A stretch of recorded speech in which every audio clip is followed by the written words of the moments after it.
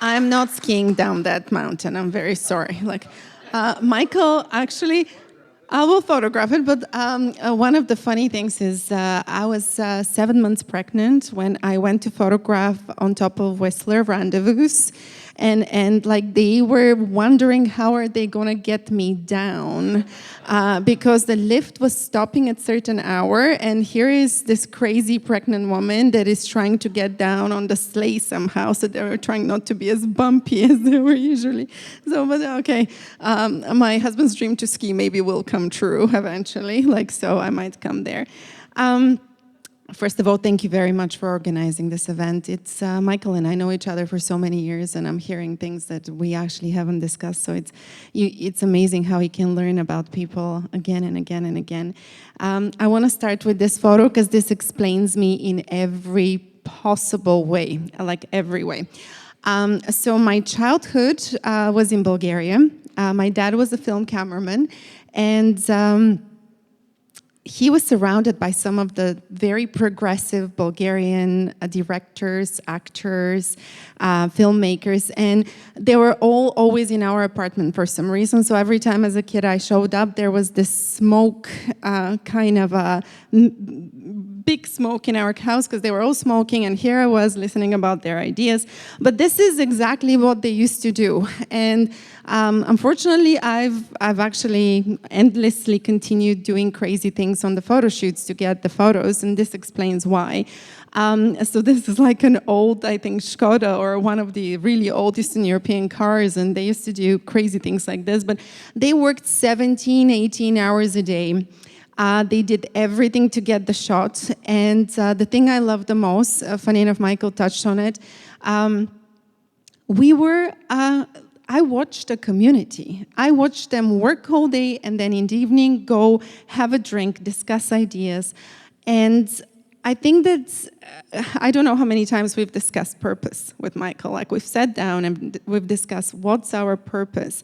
And I think this is very important, and that's why events like this are very important as well. And this is like in university years, as you can see, nobody's harnessed. I did recently harness and full protection course, so just now I'm more scared, but I used to not be scared at all. I did defensive driving course as well recently as well. So they taught me a lot, but my dad also used to do photography on the side. Because of the endless parties at home, we never actually had enough money, so he would do photography in between productions. And he gave me my first camera when I was 6 years old, and he used to black out our kitchen every night he was home and develop photos. And I'll never forget, to this day, I wish we had a photo, me and him sitting in the dark room in the kitchen together. Because I'll never forget, as a kid, there was one memory that stayed with me. And it was when he would expose the paper and put it in the developer and the image came up. Well, that's magic. That is magic. And to this day, when I press the shutter, I always think, I have the opportunity to press the shutter and to catch a moment. And this is one of my first moments, kind of one of my first more significant photos. You're probably wondering what's going on here. So Eastern Europe, when I was 12 years old, went through a tremendous change, the Eastern European bloc. So everybody was on the streets. And this is the main street in Sofia. And I remember seeing people they couldn't even walk. They were out on the street protesting against the regime. And it was this incredible, powerful sense of community and a fight against something. And I took the shot, and I'm still very proud of it. I still have the actual negative. And this pushed me towards photojournalism, big time. But it also made me think never to take anything for granted. Our life changed on a drop of a hat. Suddenly, I was, as a kid, waiting for 4 to 6 hours to get one piece of bread. And my parents had no money for anything, coupon system. So to this day, I try to explain to my kids what it is to have bananas once a year or Nutella once a year, and they can't fully understand what I'm talking about. But my dream was to be in Magnum Photo Agency. It is the top agency in the world for photojournalists. And by some crazy luck of the draw, they chose me to be one of the 6 that for that year that went in and were interns. And have you seen the movie Midnight in Paris? Yes. So I had a moment like this on my first day in Paris because I thought that half of the people that were in the agency, because I studied them in history of photography, they're somewhere very important or they're dead, but they weren't. They were there.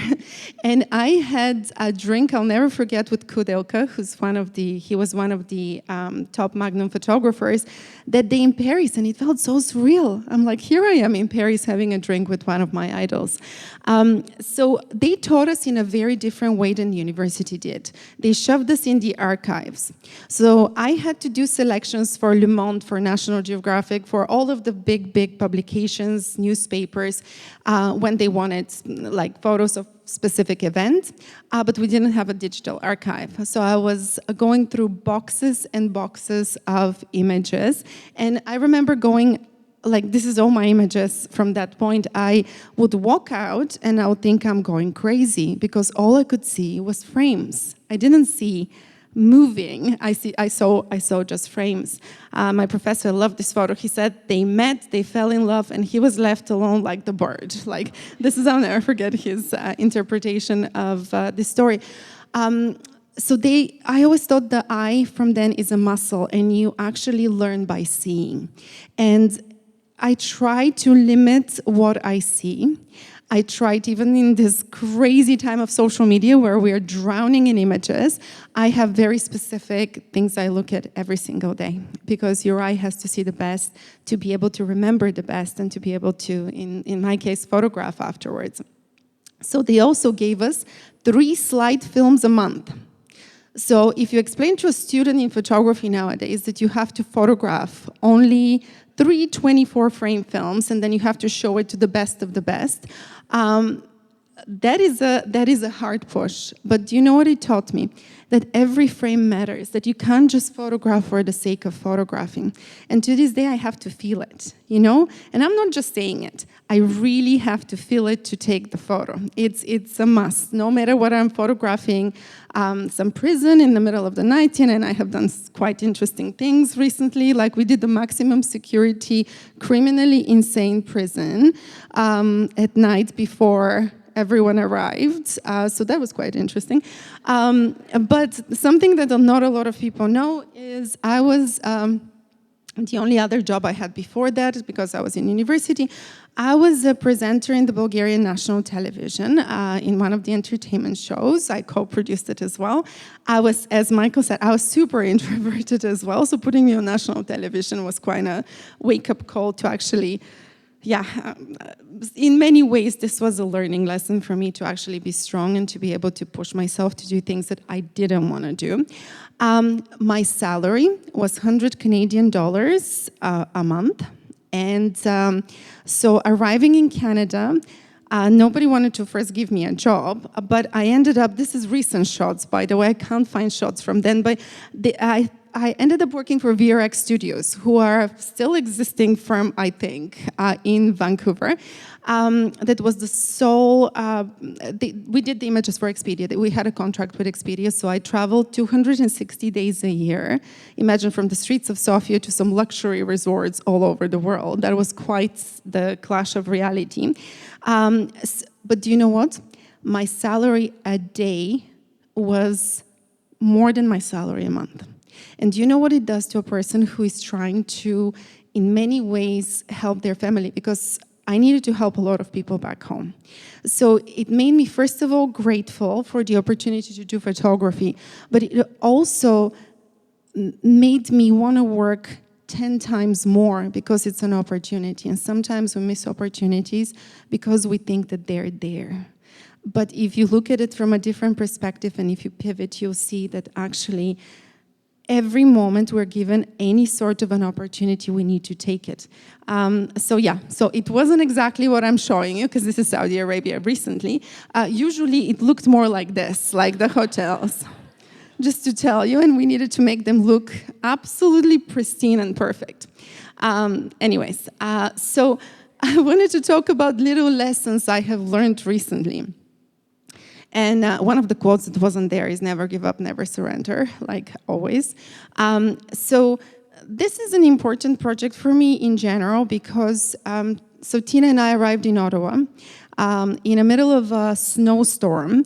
And at 11, 12 at night, we hardly go to the hotel, and the architect said, no, we are not going to go and photograph at sunrise. But then I thought, okay, what if something amazing happens? So here we are with Tina at 5 o'clock in the morning. I mean, this is not knee-deep in snow. This is like really deep in snow to here. So here I am making a route with a shovel to go to the place in the darkness to be able to photograph. And you know what? For 3 minutes at sunrise, the sun showed up. The clouds opened, and I thought I could have missed that moment. I could have really missed it. And every time we decide to stay home and not to do the things we just don't want to do because it's raining and you could have not been here, right? Like, but why? Like, you know, you could have missed an opportunity. So, so this project really pushed me to think, never miss a moment. Life is way too short for us to miss moments.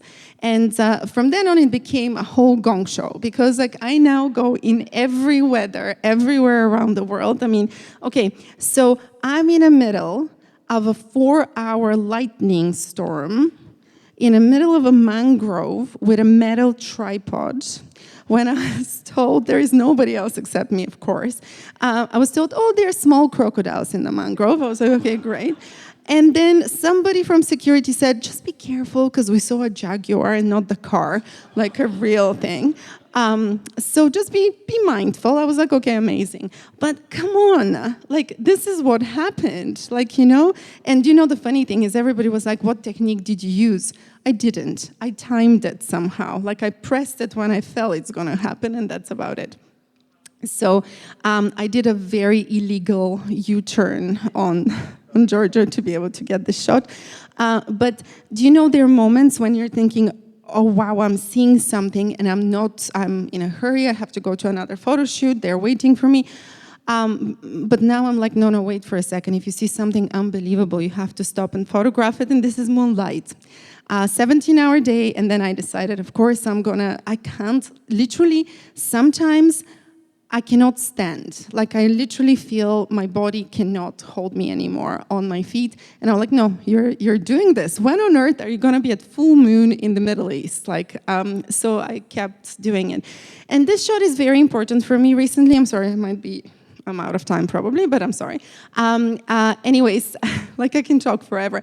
Do you know, I've been told specific things in photography. Like when there is a flare, don't photograph. Just don't shoot towards the sun. All of these things we were taught in university. I say never listen to any rules. There's absolutely no point. So here I almost moved myself because there was a flare coming from above in my lens. And then I decided, why don't I shade half of it? And then it creates the rays of light. Everybody thinks it's Photoshopped. It's not Photoshopped. But this is much more important for this project. You're wondering probably why the other image was better, right? So I tore my calf, almost tore my calf, partial tore, on the shoot. And I didn't tell anyone. Not a good idea for anyone who's listening, go to the hospital. Like, don't be like crazy people like me. As they said, we're a bit extreme. And I didn't tell anyone. I managed with my steel-toed boots and with a group of architects to get to the tarmac where we're photographing. This is the Portland airport. So there I am on a cherry picker at dusk with this guy who keeps moving. My shot keeps getting blurred, which was not a good thing. I kept telling him, please stay still. And do you think those are real people? They're models. So here I am with my headpiece, like in my ear, telling somebody inside where to position the models while there is some plane landing, and it's so loud that I'm literally screaming. So imagine one leg screaming, plane landing, and here it is. But do you know what I thought? You can push. We're much stronger than what we think we are. We are told to be in a certain way, and we're not. And like, I'm a real proof. I've been, again, 7 months pregnant on cherry pickers and on lifts, and so it's been quite crazy. And I have a theory about life now, because I have a lot of theories, but this is kind of one of the main ones. In Magnum Agency, because I could see their all of their contact sheets, and they talk about the decisive moment. Henri Cartier-Bresson, the decisive moment in photojournalism. One of the most important things in my life that I learned is the decisive moment is when you choose the shot, and then they waited for a bird, for a kid, for something to happen, silhouetted figure. So I was like, I'm going to experiment with this. So I was in Milan, and I said, okay, let's see how this is going to work. And I thought, how amazing it's going to be if a woman in a red dress passes by. And literally 2 minutes later, this woman, and you're seeing it's not just a red dress, it's some high-fashion red dress walked through my shot. So I was like, okay, I'm just going to keep going. So on the same day, I went and I framed, and I waited for a couple of minutes, and I had people in red show up. So now I'm thinking, we are not looking at what's happening around us. Like, I bet you there are all these moments that we're missing because we're not looking. You know, like, and we're so busy in our heads thinking our own thoughts or thinking about who we are or how people are looking at me. Nobody cares because they're thinking about themselves. And then looking at their phones, you know, we have to actually wake up and start looking at everything around us. And so this was quite the lesson. And like, this is somewhere completely different. I wanted to throw the red dress because I loved it. So in my entire career, I feel from then on, all I'm looking for is those amazing moments, because I always say life is not a general rehearsal, and you have to look for that serendipity. I love this because they were looking at each other, everybody else was looking at their own reflection, and I love the show. This is a moment for me. So one of the quotes that it started with is, "It is your mind that creates the world." So if all of us can share our minds, can you imagine how many incredible worlds we can create? Thank you very much.